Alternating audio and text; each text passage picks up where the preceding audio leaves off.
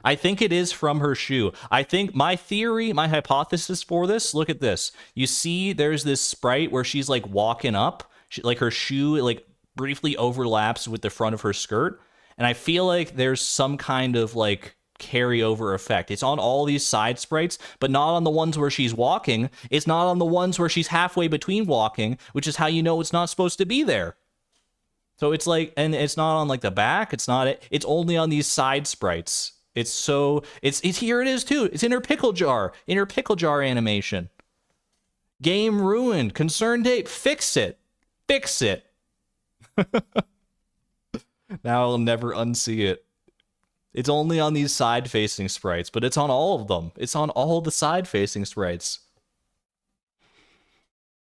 It really doesn't seem intentional. If it was intentional, you would expect it to be like, it would be on this sprite too, right? It would be, because like these are the sprites that she uses when she's walking to the side. It would be consistent between these ones, but it's only on like every other sprite. So I edited that because I noticed it in post, and I was like, I can't let that stand. That looks silly. Not that anyone would notice, because we don't notice in the game either, but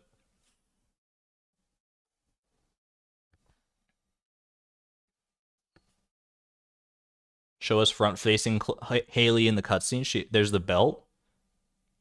She does have a belt. I mean, you're right. She does have a belt here. She has this belt here. Is that in the cutscene? Maybe I messed up. I don't know. Maybe I changed her. I don't remember.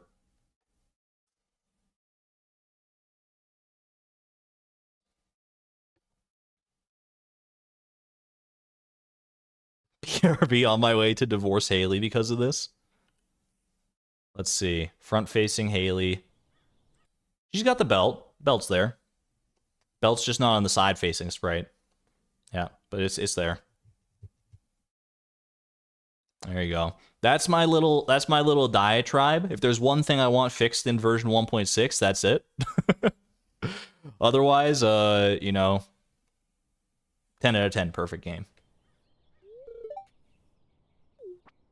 All right, I should probably just, you know, let this cutscene play out now. I've been lingering on things for I think I've explained everything I need to explain with this cutscene for the most part here.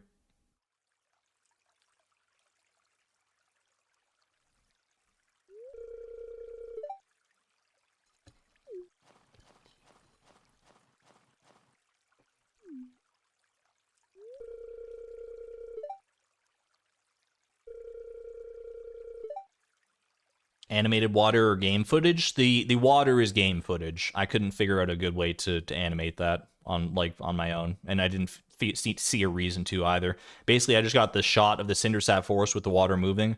I sort of masked the actual Chloe in the game out of there and put my own Chloe on the bridge sitting there all sad with her side eye.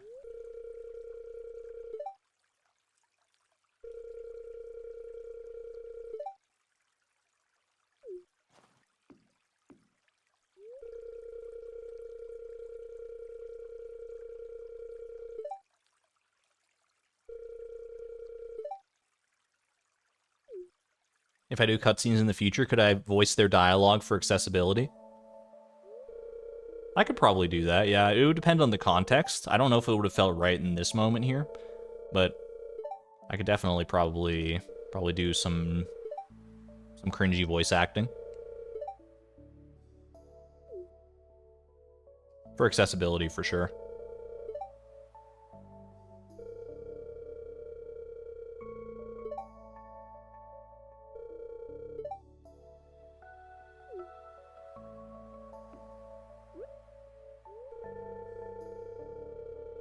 Sparkly Haley eyes are so good. There are a few of these portraits for Haley that I custom made. I sort of Frankenstein together from her other sprites.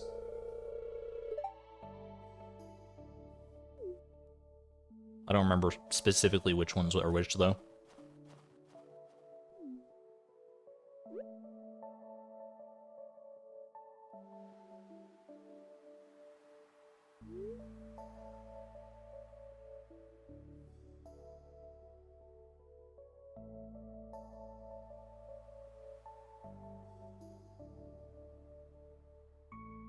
God, I love the Moonlight Jelly music so much. I feel like it's if I was going to use it at any point in the video, I think I found the right spot for it here. If there was one thing that I learned from Attempt 140, it was the importance of bubbles. Yes, fishing during the night market had helped, and yes, the new route felt much better than the old one, but without those 2 bubbling patches of water to bolster my odds, I don't think I would have gotten as close as I did. So I decided to run with it, incorporating both spots into my route. This worked wonders, making runs from that point on much more consistent overall. The majority of attempts still falter before getting anywhere near the bubbles, but the ones that did, more often than not, went the distance. 62 fish here, 63 fish there. These runs transformed from flukes and anomalies to reliable milestones that motivated me to keep on going. On top of that, I could feel my own skills improving as the hours wore on. I began to recognize each fish's unique pattern, allowing me to cancel the catch and move on if I'd already caught that one. Chloe blinking is so cute. I spent an unreasonable amount of time deciding where I should put like Chloe's blinking animations in. I wanted to make sure it felt organic each time it happened, and you know, not have her blink too much, but not have her blink like not enough, and have it look like she's just like a static PNG. It was I spent more time on that than I care to admit. I became more adept at recognizing when a run wasn't worth continuing and restarting to try again that much sooner. I refined my movement between areas and mastered the art of switching baits and lures to fit the situation. Do the bubbles have a name in-game or on the wiki, or is it just called Bubbles? As far as I know, it's just called like Bubbles, yeah. Pretty much everyone just calls it like Bubbles, or like a bubbling spot patch of water or something like that. I don't think there's like a canonized name for what that is. All of these factors felt like they were building towards something. Every small improvement. What did I place on the whack-a-mole? Oh, on Ginger Island, where there's the like little mole that pops out. You have to like stop him for golden walnuts. I think I placed a fence, and the fence decayed over time. I think that's what it was. And every 60+ fish run felt like a reminder that, with a little luck, any attempt could be the one. But maybe it was all just in my head, because as the attempt counter climbed into the 200s, and then into the 300s, encapsulating another 20 hours of fishing time. This is a good point to mention that like it took me like what, like 24 hours or something to get to like attempt 80, and now I'm at now it's like almost 60 hours in, and I'm like I've like the attempts have gotten like, you know, I've been able to knock out a lot more attempts in a lot less time. And I never really touch on exactly, you know, like why that is. Like you'd think it would take roughly the same amount of time, but I think it really does just boil down to getting better at recognizing like when I should just reset a run, right? I think that's all it boiled down to, was learning about that. And as I got better at that, I would spend less time on each individual attempt. A lot of the attempts in this just didn't get past the mountain lake because like the legend wouldn't bite until like 8 a.m. or something like that. And so I would just axe those, whereas earlier on in the challenge, when I was like spending the majority of the time there, I was still trying to figure out the best way to do things, and I think that's what makes up for the big like discrepancy in time there. I still hadn't been able to so much as match my personal best, let alone beat it. I began wondering whether I'd reached the limits of this strategy. So out of desperation for any extra edge, I committed several hours to seeking out any more bubble spots I could find. The 2 I'd already worked into the strategy were making a huge difference, so seeking out more might provide the scouting boost bubbles I is kind of a Hail peaceful Mary for experience. sure, but It's I nice. honestly couldn't think of anything else. You might think that looking for bubbles, like standing in one spot, just staring, waiting for bubbles to appear, would be a boring thing, but I found it like weirdly therapeutic after all the fishing I'd been doing. Luckily, I did manage to track down this spot at the night market where bubbles churn from 11 a.m. until 2:50 p.m. Its distance from shore was far from ideal, but I figured it could still save some time, so I retooled my route once more to work it in. In particular, I took the mines section of the run, which ordinarily came right near the beginning, and made it the last thing I would go for. This made sure I had ample time to get the lake fish, early river fish, and make a pit stop at Ginger Island, all before 11 a.m., when I need to be at the beach to make the most of these bubbles. It is worth noting that, in comparison to my previous routes, this one served more as... Knowing me, I probably did it at maximum zoom. I only did it at 100% zoom. All right, intensive porpoise. I'm not that much of a fool. I you know, maybe I didn't zoom out all the way, but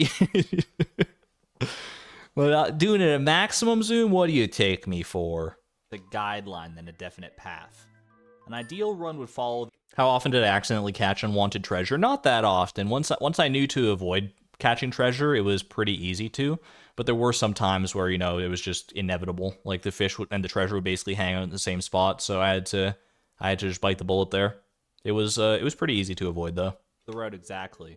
But since the bubble spots required me to be in specific areas at specific times, Did I consider reading the save file to find bubbles?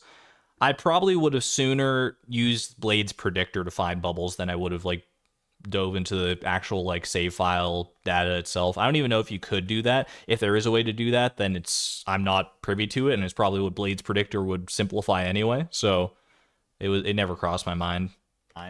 Sometimes I'd have to shuffle around the locations in order to adhere to that schedule. Maybe the lake fish would take too long, so I'd skip the town river and backtrack for it later. Or maybe I'd finish the night market early and swing over to the sewers and forest before needing to be at the tide pools. Every attempt was extremely variable, but the core idea remained. Okay, I shouldn't be pointing out errors as much as I am, but you know, I can't not point out errors. There is, like I said, like I mentioned before, for most of these like Chloe sprites, when I would like have to, you know, have her do like one thing and then like face another way, I would just like mirror the sprite. But there were times, and even a time like here, where it's like it's very hard to notice if you're just watching it casually. But if you go frame by frame, you will notice. Extremely variable, but there's a moment here where I don't know how this particular one slipped past me. I think I just forgot to like drag an effect on here somewhere. But watch Chloe very carefully as she's about to jump down here. Wait for it. I'm gonna advance one frame at a time. Wait for it. Wait for it. We're going frame by frame. It is moving. It is moving. Did you see it? Did you see it? Did you see the switch?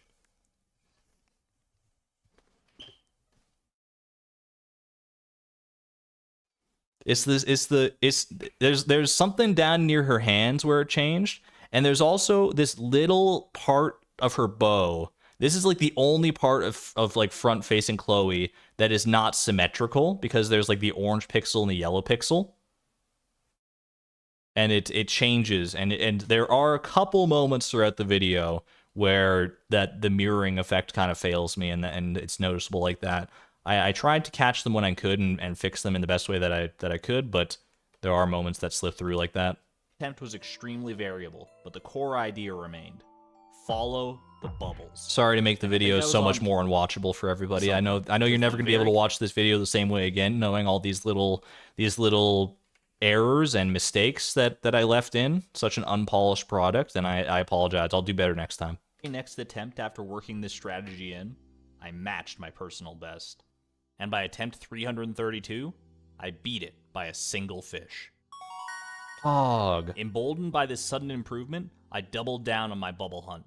Even one more good spot could make all the difference. But I didn't find one more spot. I found two. What? The first admittedly wasn't Who could have guessed? Being on the far side of the mountain lake starting at 7 a.m.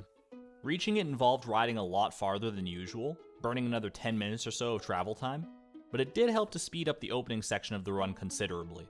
Between this spot and reasonable legend luck, I was able to catch all the lake fish I needed before 8 a.m. more often than not.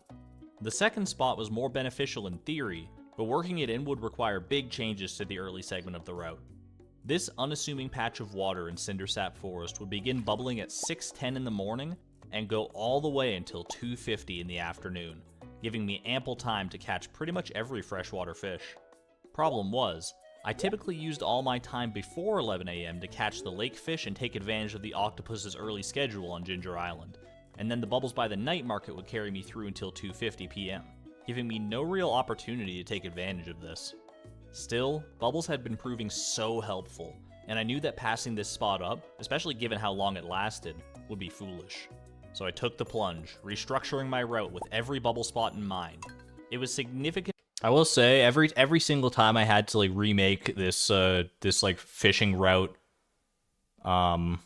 graphic here, like with all the different route changes, was it represents, like, each new route you see probably represents a good like probably like 2 hours of work just like remaking the graphic. Because while I had the individual pieces and I could move them around pretty easily once I had them in place for making the first route, it was still a concerted effort to move them all into their respective locations. Why spicy eel over other foods? I mean, I don't see a reason not to use any other foods. Like the spicy eel provides just as good of a speed buff as, like, you know, pepper poppers or something like that. And there wasn't any other food that would give me an extra advantage, because the spicy eel was only when I was like moving anyway, and then I would replace it with seafoam pudding. Plus, spicy eel is just an easy one to come by. You can trade like rubies for it at the Desert Trader. So it was just a convenient food to get. Different from my established route, which did You thought I made this with a script? Nah, this is a handcrafted graphic right here. scare me because I'd had so much success with that one. But this new approach did have a couple key benefits. First, Did I have physical notes / spreadsheets during my runs, one that I would cross off and refer to during the runs after route changes? I did have notes. I didn't have a spreadsheet. I just had basically like a little checklist. Actually, I think, give me a second here. I probably still have like the checklist from when I actually like beat the challenge. Give me a hot second here. Maybe even like a cold second. Let's see. Open up Google Drive. We're looking for... Where's my... Why is it not showing what I need it to show here? Stardew Valley. Yeah. Master Angler. Video notes. Bubble fishing route. Oh, it's probably this one it says done in all capitals. This is okay. Yeah, I'll show this real quick. A little behind the scenes, little look here. This is basically what my document looked like as I was doing the challenge here. Oh, I got to make sure I don't. Okay, hold on a second.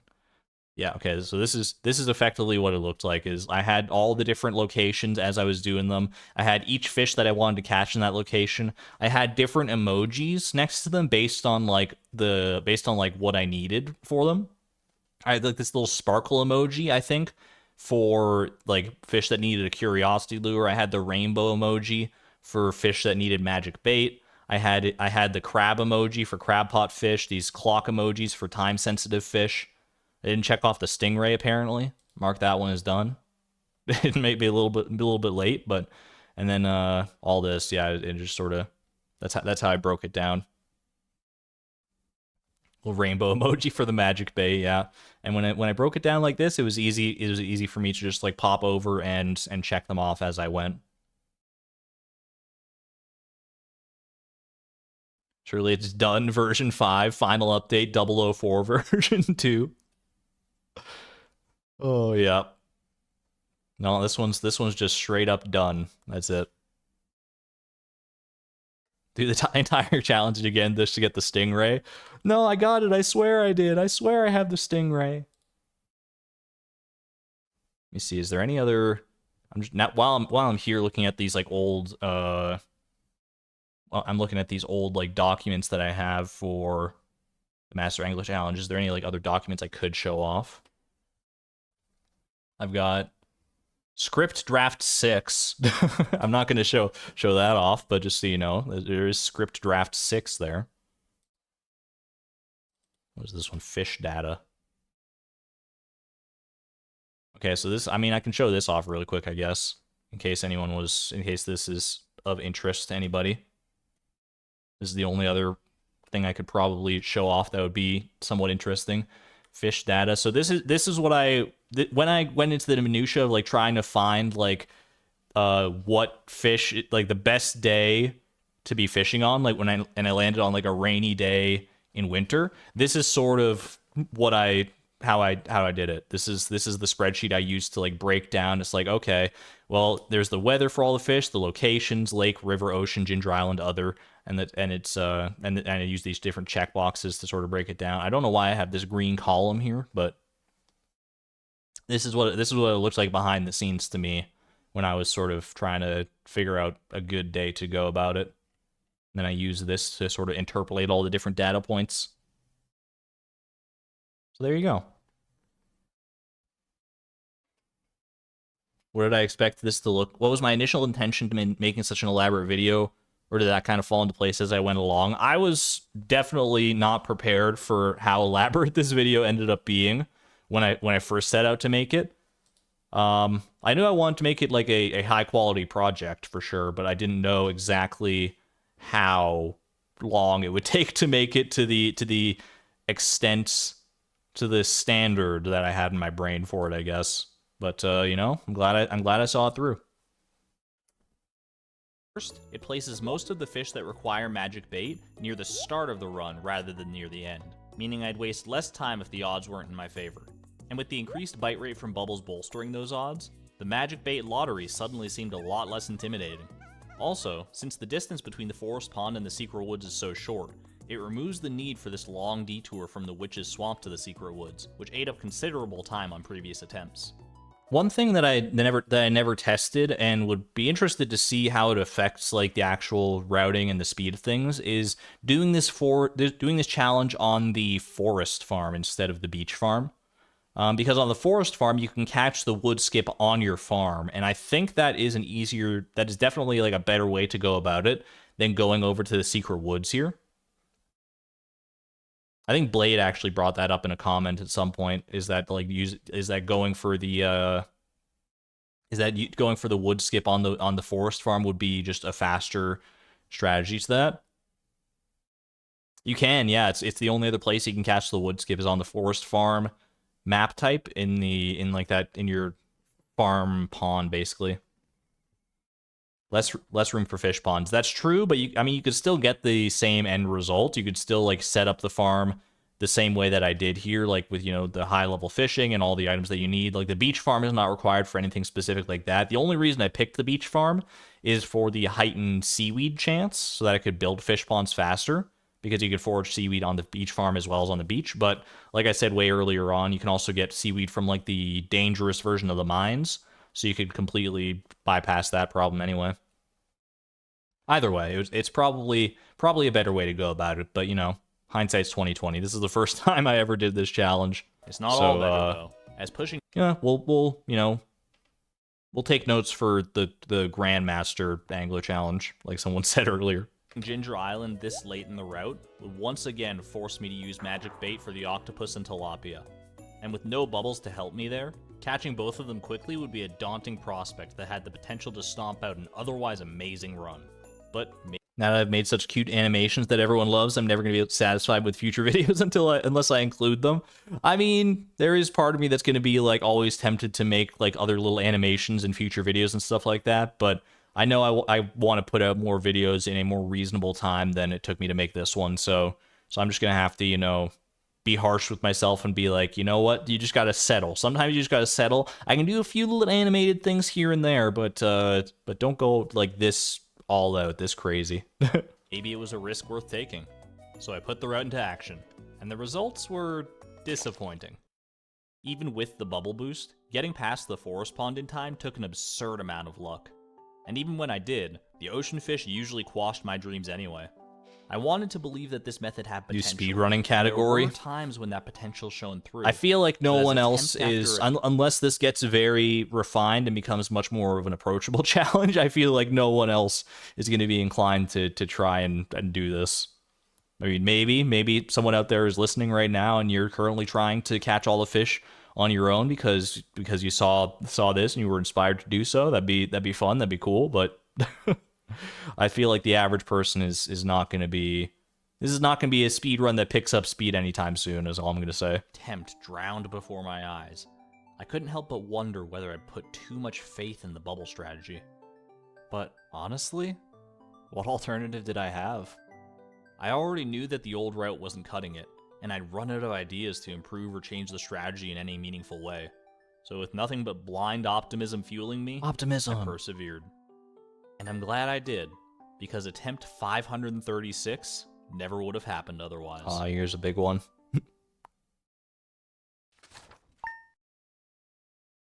I imagine if there was one attempt that like fooled people into thinking that it was going to be the one, it was probably this one, because it was, you know, it was deep enough in the video, an hour 14 in. It's you know, it's set itself up. Like the last personal best I had was 65 fish. So I feel like, you know, if you were gonna believe, if you were gonna be faked out by any of the attempts, it was probably this one. As always, it started off at the mountain lake. Not that I was necessarily trying to fake people out, but I didn't want the the outcome to be, you know, that predictable. So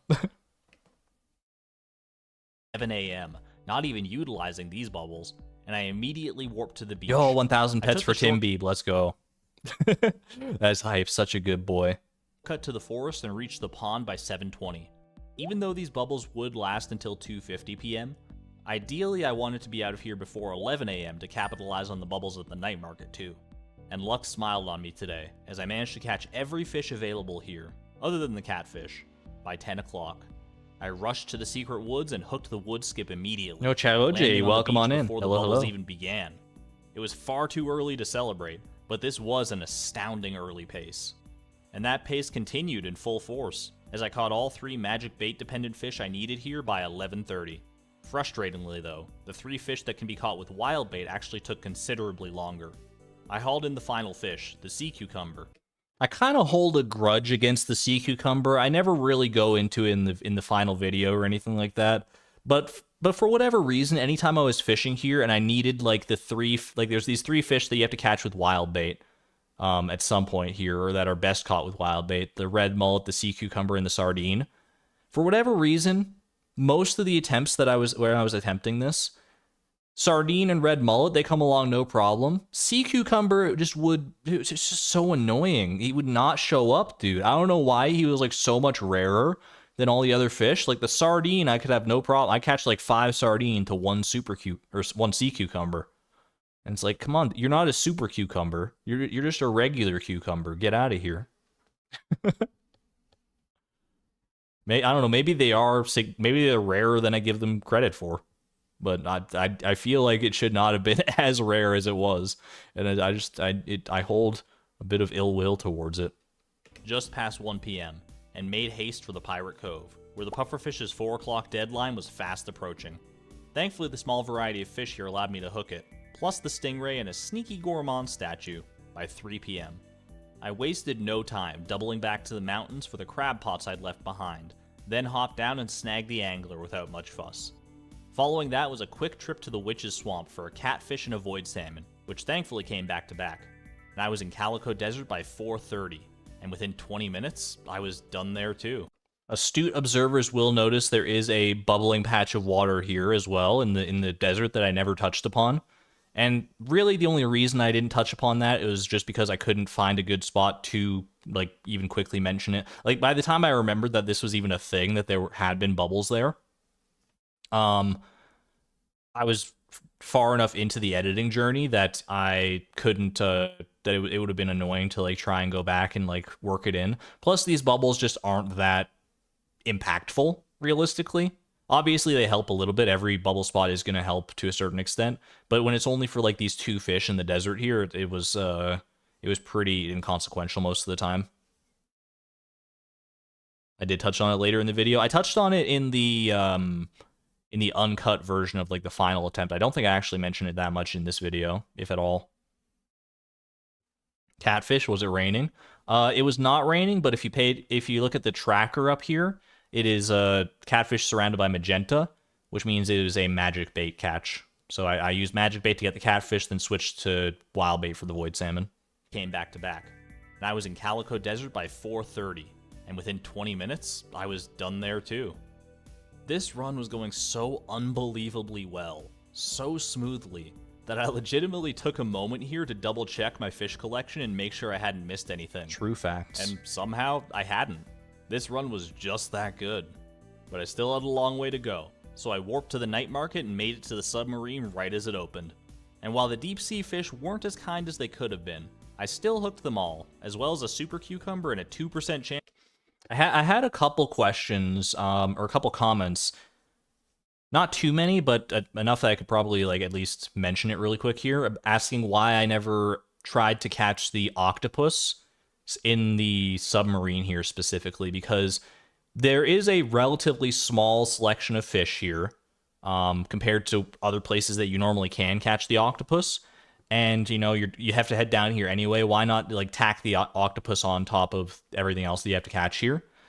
I think the octopus is significantly rarer here than it is in other locations. It's already pretty rare on like Ginger Island and in the beach. And down here in the submarine, I'm pretty sure it's like a 2% or 1% chance to hook an octopus. It's like, you know, most of the time I don't dive into the actual individual rarities of the fish. I just kind of, you know, assume that most of the fish have a relatively equal rarity, which is the case a lot of the time, or at least it feels like the case. But the octopus is an outlier in that regard, and trying to go for it down here at the bottom of the ocean is significantly tougher to pull off. If I was able to, you know, catch it, I wouldn't say no, obviously, but it was never heard you could catch one there. Yeah, it's not common in the slightest. What happens if you use magic bait in the submarine? Same pool you get in the ocean spot where the magic bait gets the submarine fish? Honestly, I don't know. I don't think so. I don't think magic bait in the submarine has any effect, but I could be wrong on that. I could be wrong. I never actually tested that. It's a good idea. That's a good question. Chance of a pearl, just past 7 p.m. Now, normally this is where I would go to the tide pools and clean up the remaining ocean fish, but seeing as the bubbles there wouldn't start until 9 Artemis, welcome on in. Yeah, we're still live for a little bit longer here. We got how much of the video we got left? We got like 15 minutes to go here. We've been chugging through it, but I'm hoping that the insight and the commentary I've been providing has been interesting in some regard at least. Instead, scooping up the mutant carp, regular carp, and slime jack with time still remaining to dart over and catch the glacier fish, the final river fish I needed. If only it had been that simple. See, hooking the glacier fish wasn't an issue. Here we go. For whatever reason, be it nerves, exhaustion, or just plain bad luck, I could not catch this fish for the life of me. Try, fail, try, fail, try, fail. It took until my 4th try, wasting more than an hour to finally catch it. F's in chat. It just goes to show that even after so much practice, the glacier fish can still get the best of me. Battered but not beaten. Probably honestly would have been the run if not for this glacier fish mix up here. That was so bad. If I had been able to catch the glacier fish on my first cast here, I think this would have been it. I think this would have been the successful run. I truly believe that in my heart, because I just wasted so much time there. There's obviously no way to know. If I had caught that then maybe like the rest of the run wouldn't have panned out as well, but it's still just like it hurts thinking back on that, how much time I wasted. Even though, you know, the glacier fish, it's notoriously probably the most difficult fish in the game, and it got to me this time. Hurried to the tide pools and reeled in the crimson fish, halibut, and squid easily enough. With only 3 hours... Was it always like that, or bad luck in this run specifically? I mean, the glacier fish is always a bit of a wild card. Most of the time, I was able to catch it first try. First or second try. Like, second try is pretty typical as well. Taking that many tries to catch it was definitely an outlier, and I think it did just come down to nerves at the end of the day. I just kind of choked it, but it's you know, can't control that. Hours to go. I warped to Ginger Island, bracing myself for the worst. Any hope I had of completing the challenge hinged on catching an octopus, here and now.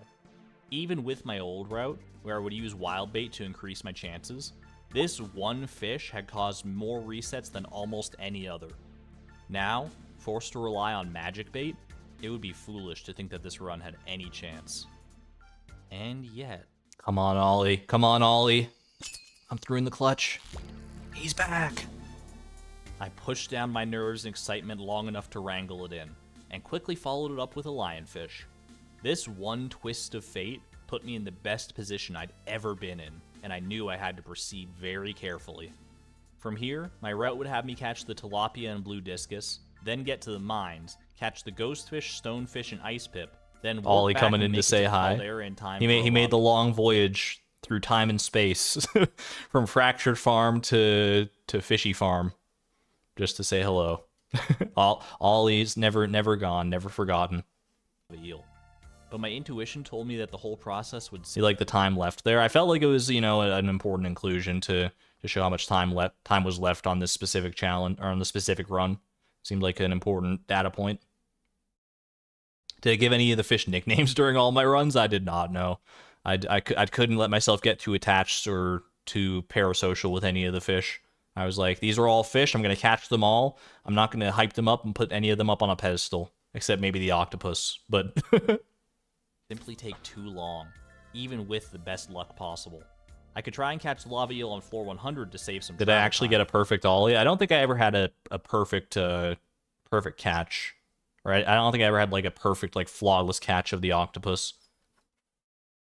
The one sort of feather in my cap that I never really touch on there. I don't remember which attempt it was specifically. I think there is a clip somewhere in the video. I'm sure you could track it down if you really wanted to. It's like a very brief clip.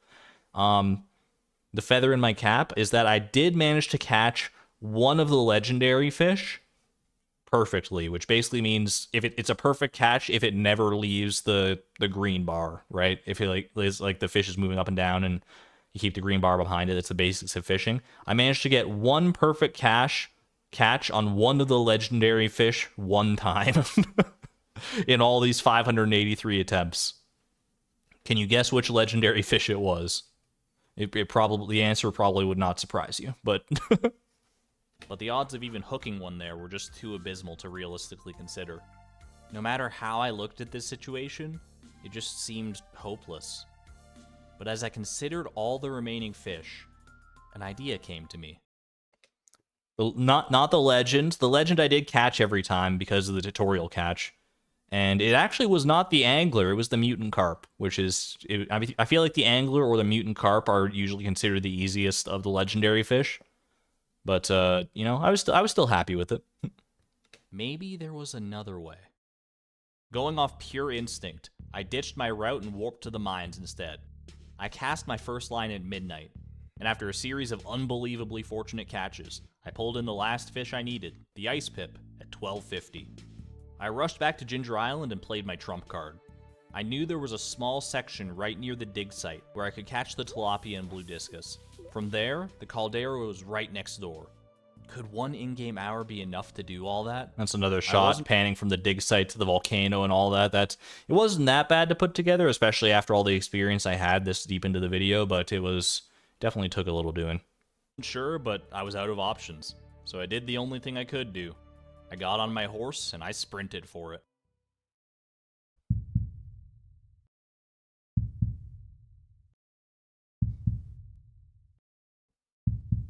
"1:10 a.m. I arrived at the dig site and caught a golden walnut. Rude. 1:20 a.m. I caught a midnight carp, and then a fossilized spine. Even more rude, honestly. Finally, as 1:30 struck, I got the blue discus. But by now, I could see the writing on the wall. Even if I hooked the tilapia immediately, there simply wasn't enough time.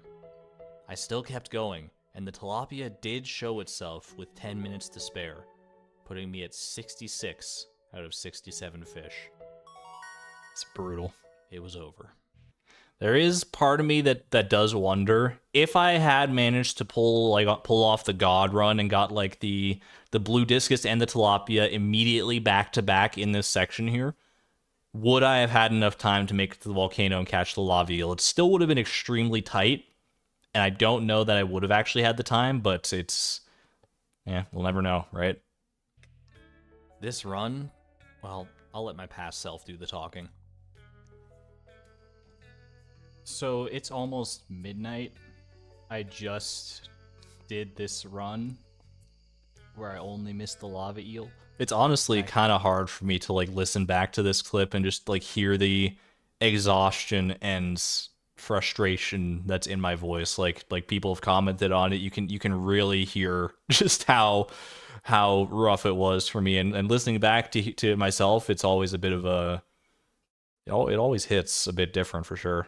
Got like a pearl and the gourmand statue. I don't know if my luck gets any better than this. This might be my limit. I don't know how much longer I can keep doing this. This is really draining me. And getting 66 out of 67 is so conflicting. because it really excites me, and I know that in theory it's possible to get everything, but in practice it's just so unbelievably luck-based, and I'm gonna keep trying for a little bit, but this might have to be where it ends. If it is, I think I can rest happy. But part of me really still wants to go for it. Past Argon needs chat spamming exclamation point optimism. It might have helped. It might have helped. I mean, I do wonder if I had made the choice to like stream the challenge instead of playing it off stream. And all other things being equal, I had gotten to that point 66 out of 67 fish, and I was doing it live and looking at chat. Part of me, I don't know. I don't know whether people would have been more like, please, you're so close, just keep on going, you can get this, or whether people would have been like they would have heard like that voice, that horribly exhausted, painfully tired voice, and been like, please just stop. You've made it. You've done it. You've gone far enough. And I don't know, like, I don't know if that would have been enough to convince me not to keep going, but at the end of the day, it was just me, myself, and I. If I heard that voice, he would have been sobbing. Yeah, and I mean, I wouldn't blame you. Honestly, it kind of gets to me too, and I'm the guy who was talking. Oh my gosh. I passed out shortly thereafter, right at the mouth of the volcano. As you could probably tell, I was exhausted by the end of this run. I had given this challenge everything I had and then some. Over 150 hours of recording time alone, not even considering all the research and... You know, do to yourself as Chloe is doing here. Give yourself the self-love you need in moments like these in order to make it through, you know. You gotta, you know, maybe you might not have an exact doppelganger of yourself to hug, but you can give yourself an internal hug if you need it. Planning. I had experienced highs, lows, and you can't kiss yourself on the lips? Maybe if your mouth is closed, aren't you always kissing yourself on the lips? Your lips are touching. And all of it had culminated in this one run. This amazing, ridiculous roller coaster of a run. I pride myself on my patience and tenacity, but this challenge had put those to the ultimate test, and I honestly didn't know how much more I had to give to this project. So for my own sake, in order to prevent myself from fishing for the rest of my life, I gave myself a hard limit of 600 total attempts. Yo, have a good one there, Marshmallow Opossum. When I said you should go 2.5 more hours to get me through work, I didn't actually mean it. Hey, we're almost at the end here, but I'm glad I could help see you through work a little bit. Have a good one. 64 more after this one. If I couldn't do it by then, I concede that it just wasn't meant to be, and I'd rest happy knowing that I'd given it my all. I mean, this is another what-if situation that I don't even now have the answer to. If I had actually gotten to 600 attempts and I hadn't succeeded yet, would I have really stopped? Would I have? I don't know. I don't. If there was ever a point where I was getting to, you know, if there was ever a point where I would have finally given up on a challenge, I mean, you guys know me. You guys know how persistent and stubborn and just bullheaded I can be when it comes to stuff like this. Patient, you know, whatever you want to call it. That headspace I was in after putting so much time and effort and energy and putting so much of myself into this at that point when I was recording this, I do think there's a chance I might have called it. I think there's a real chance I would have called it, and, you know, the narrative of the video would have turned out very, very differently. Still a good video, I would hope, but it would have turned out differently. Either that, or I would have, you know, pivoted to chair strats. I don't know. I don't know. Who knows? It's a different timeline. We're in a different timeline at this point anyway. One way or another, this journey was about to come to a close. But I wasn't going down without a fight. You'd better believe I made the most of each... Did I think I'd actually end up getting it before the 600? I honestly had no earthly idea. I could feel myself obviously getting very close, So I thought there was a realistic chance of getting it before 600, but it was a fast approaching deadline for sure. In every one of those remaining attempts. Come hell or high water. How many real life hours at this point? In combination of like fishing and prep, probably like around like 150, something like that. Let's finish this. Here we go. I love this. I mean, this montage, this final closing montage to this song definitely came together really well too. I just want to preface it with that. I'm pretty happy with how this came together. Like I was talking about when I did the Emily dance montage earlier as well. I was very happy with how that one came together. It was like very similar to how I had it in my brain. And for this one, I didn't have as concrete of an idea of what I wanted it to look like in my brain. I had a few distinct moments that I had planned out that I wanted to hit, especially like keeping with this music. This song in particular, the song that plays during this montage, it is called "Do the Impossible" from the Chicory soundtrack. Chicory, A Colorful Tale. It's a different game altogether, and it's the only song in the entire video that's from a different game. But the first time I heard the song, I fell in love with it, and I knew like months ahead of when I was going to edit this part that it was the song I wanted to close the video on, that I wanted to have like the final attempts on. I didn't know exactly how I wanted to do it at that point yet, but I knew when I first heard it, I was like, this is the one. This is absolutely it. And I think that it was a good choice. Have I played Chicory? I have not, so I need to remedy that at some point to see the actual context for this song. But it still hits hard even not knowing that.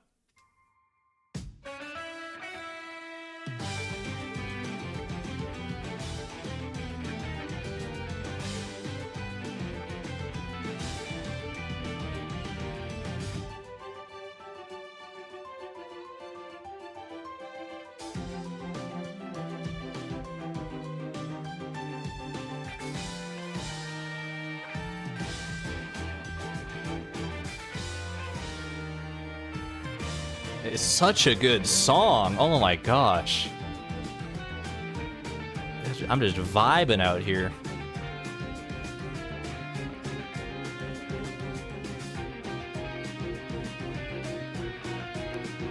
So you only get this very brief glimpse into attempt 577 here. This is at the very end here. This one was a heartbreaker, dude. I mean, you can see this is the clip that, I mean, it's all you really need to know. I had made it to the end. I needed the lava eel. It was the last fish I needed. I get here. I get my bobber in the water. Boom. End of day. That's 2 a.m. I fall asleep with the bobber in the water right there. It was the closest I had gotten up to that point to actually completing the challenge, and it hurt so much to see that bobber actually touch the water, to know the lava eel was right there, and then to have it yanked away just so quickly like that, like not even a chance. It was heartbreaking, dude. Oh my gosh. But then, 6 attempts later. And here we are.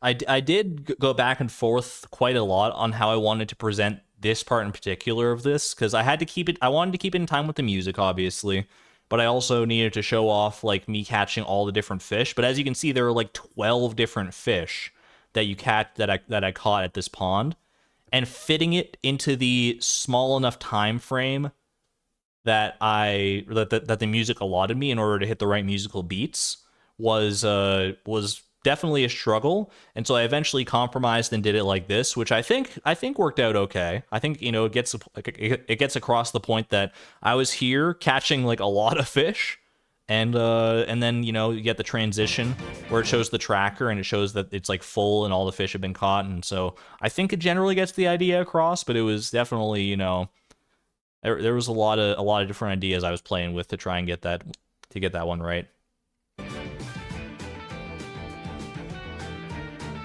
And Premier was definitely melting on that one. Yeah, it was not happy with me.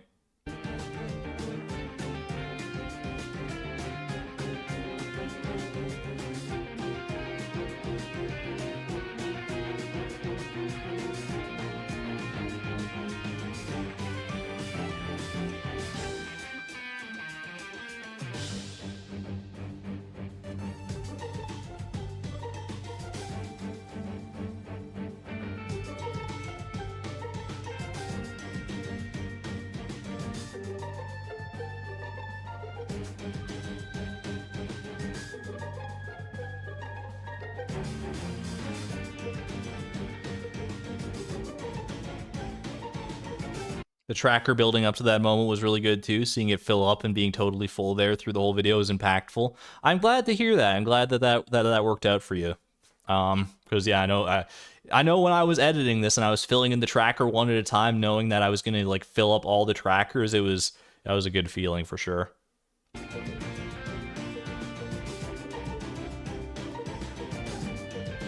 I do like that part, by the way, where the flute kind of syncs up with the flute animation that Chloe has syncs up with the music. I think that's just a cute little thing. It's when I had that moment and it kind of came together accidentally, and then it was just like I was like, oh, that's cute. I'm gonna leave that.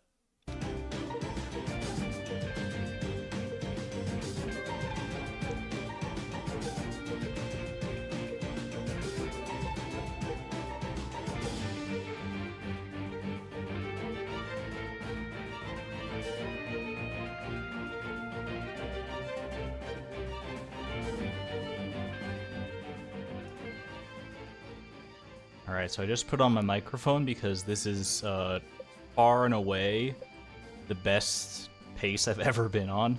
I will say, like, even with, you know, the other attempts that I was doing between, like, the last personal best and this one, this was the only attempt where I ever put my microphone on at the end of it. There were other ones that, you know, were coming close and they had decent paces, and I was like, I don't know, should I have my microphone on? For some reason, whether it was, you know, serendipity or whatever, what have you, I definitely had the foresight to go and get my microphone, turn it on here, and it happened to be the right choice at this time. So I'm very glad that I did, because I feel like capturing my reaction to the actual completion of this was definitely a great capstone to the video. Let's see if I can pull this off. Please be kind to me. Early stonefish would be huge. Okay, that's really, really, really good. Please, I've worked so long on this challenge. Okay, that's an ice pip. I'm not gonna have no time to make it to the caldera, I don't think. So I'm gonna have to go for a floor 100 lava eel, which is not great. That's a ghost fish. That's a ghost fish. Okay. Please be kind to me is such a real raw line. I just, you know, I was going on autopilot at that point. I was just speaking my thoughts as they came, and that's, you know, that's how you get the most real reactions like that. Please. Please. Just give me a chance.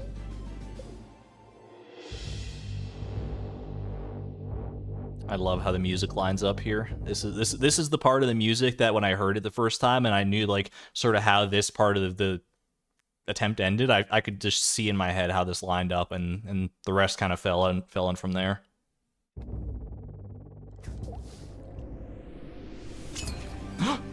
No way. No way. No way. This has actually happened. Just catch it. I just have to catch this.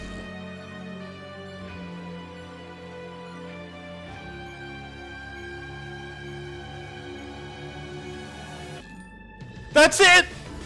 Oh my god, I'm done! Oh, the Master Angler achievement, it popped. Oh my god. God, No that way. feels so good still just watching it back. No way! I don't believe I'm actually physically shaking. Fun little trivia fact, by the way. Impress your friends with this Argon Matrix trivia.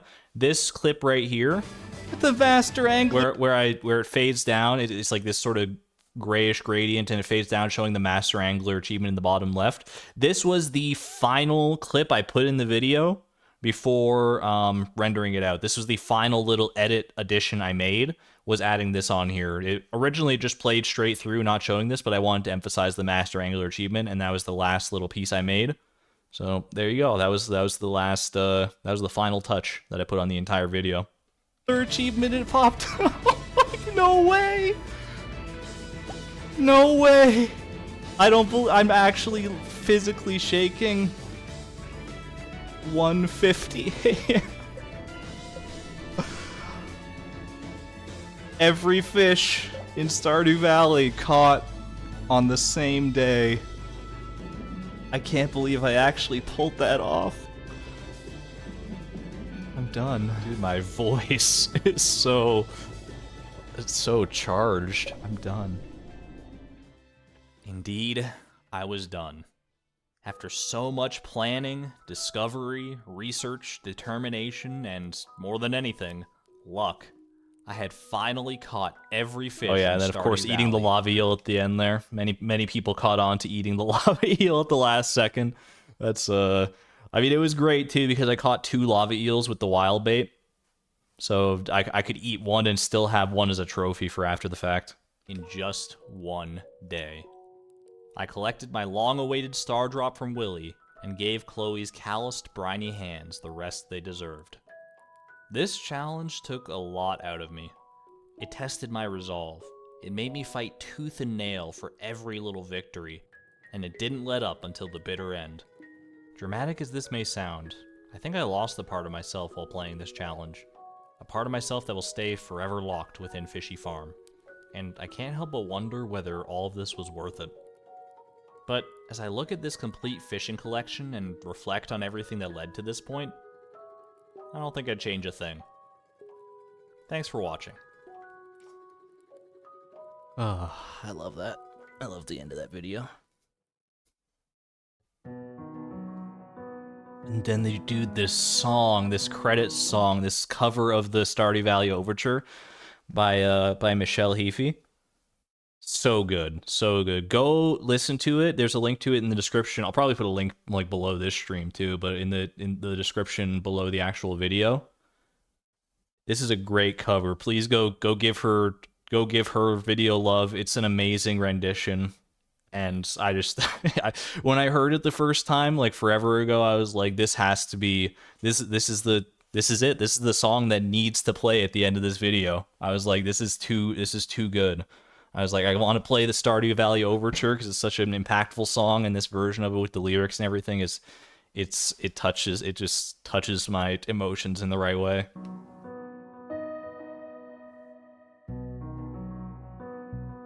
Also, I will note, you may, I don't know if anyone noticed this, but this was an intentional detail.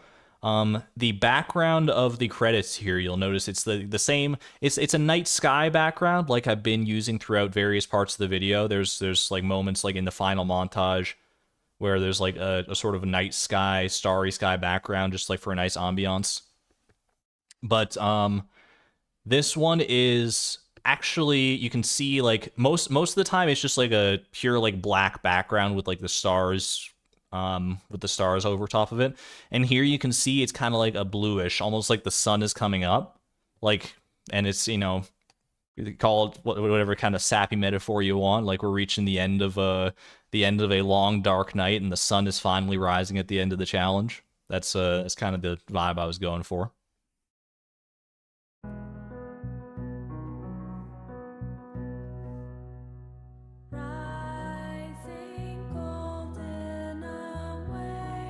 And then there's the credits. Just, you know. Oh, man. What a journey. What a journey. Playing this challenge, you know, making the video, and now getting to share all this with all of you. Such an incredible time.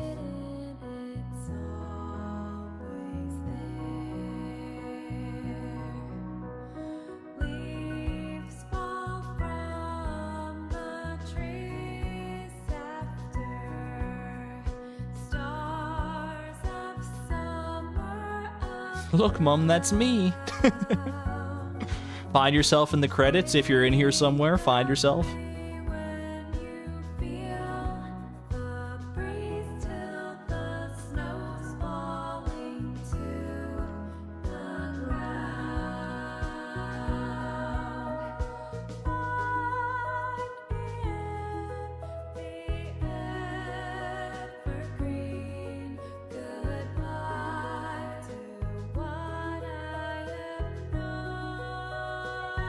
Did my best to sync up these little images here to the lyrics to some extent as well. Wasn't always a perfect match, but some of them were spot on.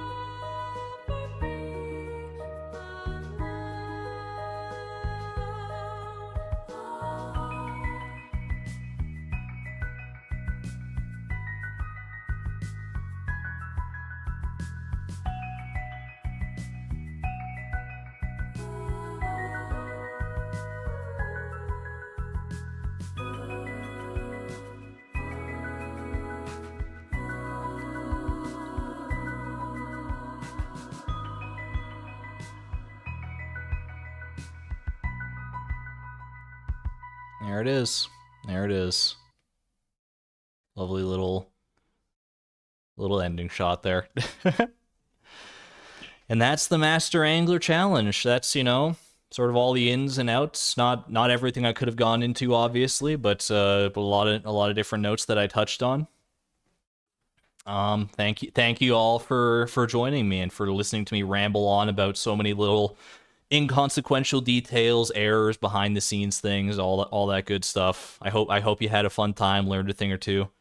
And you know, if I can be real with you guys for a second here, thank you like so much from the bottom of my heart for like the amazing reception this video has gotten. I could put on airs and tell you that like this is just, you know, another Stardew challenge video, another challenge that I attempted and that I obviously put a lot of work into, like I did with the no level up challenge back in the day. And it is. I mean, it's at the end of the day, it's just, you know, just a video on the internet about a challenge I did in this silly little farming game, but I put so much of myself into this video.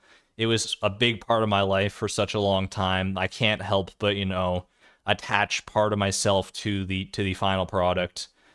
And the fact that so many people have watched it and enjoyed it and shared it and loved it and just get to experience this along with me, experience, you know, the feelings that I was able to hopefully portray in some way and transfer onto you is there are no words. I don't have any words.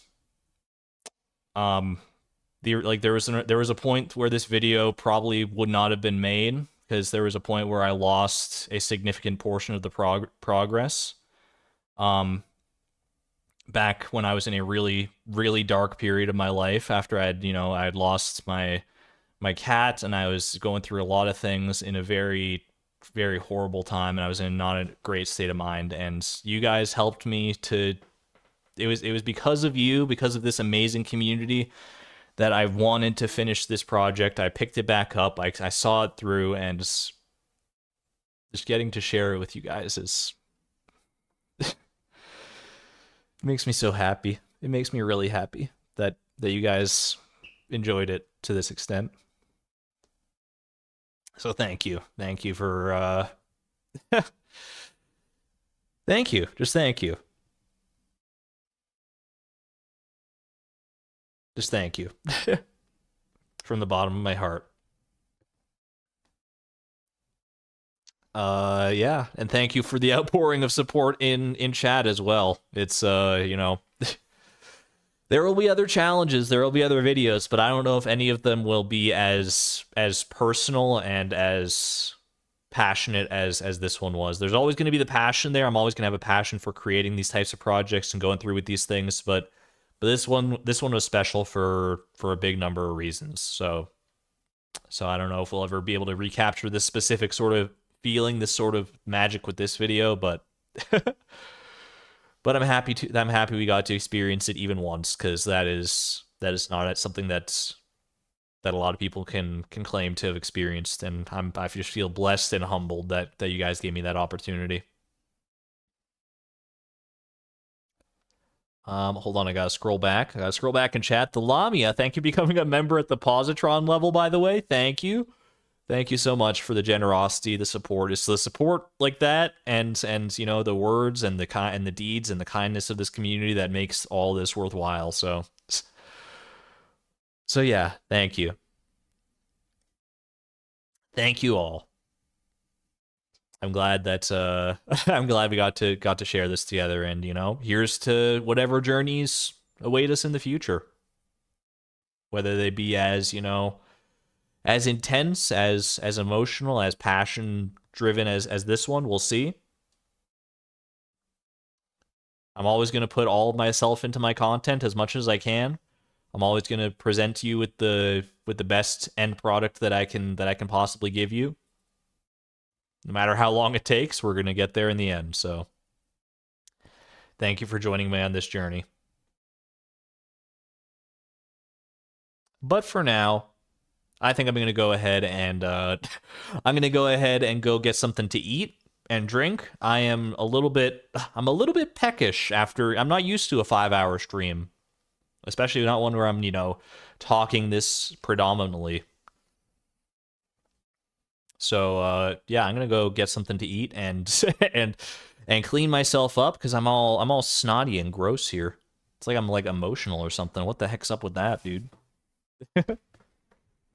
I will see you all next week with the continued journeys of Flip or Beatrix or whatever we decide to do next week. So thank you all for joining me on this one, and yeah. I will see you all next week, I hope. Be good to one another, be good to yourselves. And as always, this is Argon Matrix. I mean, I got the credits here, you know, just run it again, baby. This is Argon Matrix signing on out. Thank you and good night, everybody. Bye-bye.